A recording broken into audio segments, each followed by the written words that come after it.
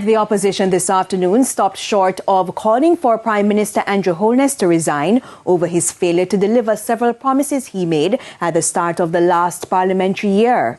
The opposition at a media briefing today also poured cold water on the GG's throne speech, which was also delivered as you heard earlier. Anthony Lugg reports.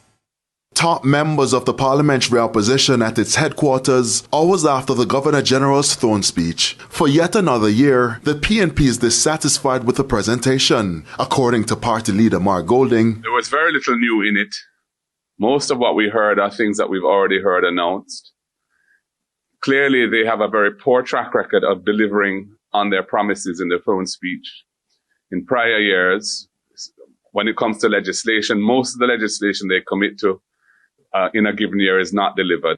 Mr. Golding, while blasting the government's performance, again took aim at the leadership, pointing to the Prime Minister's statutory declarations, which has not been certified. For the head of government of Jamaica to be in a position where his statutory filings cannot be certified by the Integrity Commission, that ought to be a disqualifying factor. He should withdraw himself from any future service in that capacity as Prime Minister going forward.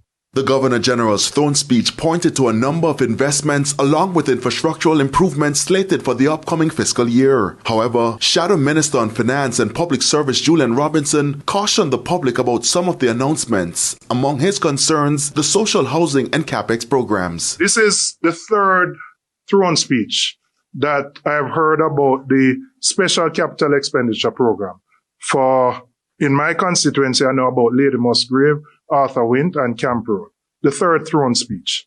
And whatever the issues are, whether they are procurement issues or not, these projects have not gotten off the ground. So there's a big lag between big announcements and implementation.